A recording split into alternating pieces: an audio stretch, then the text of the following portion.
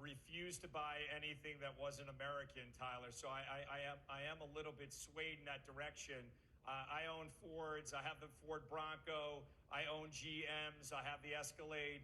I think GM definitely has a lead in the autonomous angle, and I think Ford, definitely the Ford F-150 has garnered a lot of the let's call it the attention of the consumer this day and age, and not just the worker. This is a family truck now. Everyone up in the Westchester lumberjack area is driving around in a Ford F-150, and I expect the Ford F-150 EV to just jump out of those lots. So I think that's okay, but specifically to me, I own Rivian. Now, I own Rivian based on the fact that Amazon, first of all, I think Rivian has a head start with actually delivering, even if it's a minute amount, that pickup truck. So, and I think it's going to be a screaming hit. Is the stock going to be volatile? Of course it is. Is it a growth name? Of course it is. Does it have earnings? Of course it doesn't. What does it have? It has access to cash. It has access to about $20 billion from the IPO. So don't be crying for this one. This one is not going to be hurting for any money. And as far as Amazon, which owns a 20% stake in Rivian, going with other names, I own other names as well. I own Fisker, and I think Amazon might be just hedging its bets. And you never know where they're delivering. They might need a very tiny van, and Rivian doesn't have a very tiny van at this point.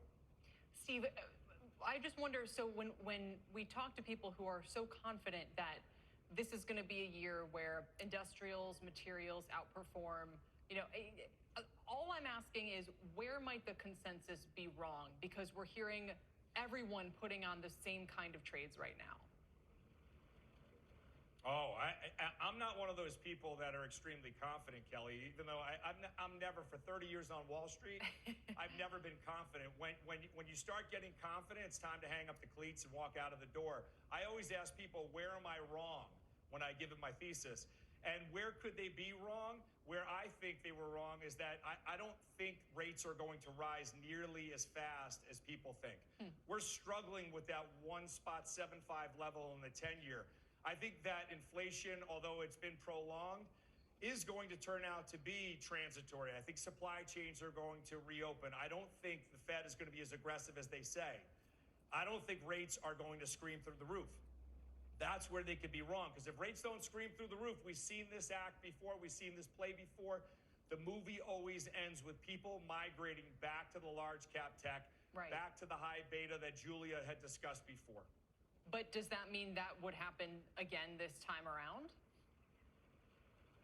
Oh, I think it's bound to happen this time around, because the sexy names aren't the names that people are going to migrate to in the value complex. So all of my value friends, they're geniuses, and they know the names to pick out. They know the granularity of the market.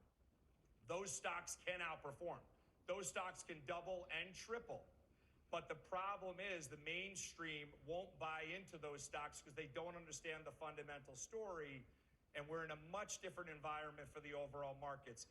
So if rates do not go higher, a lot of this is systemic, or a lot of this is technology on an algo basis. If rates don't scream higher, value does not get bought. Interesting. So much depends on that 10-year. Steve, thank you very much. We appreciate it.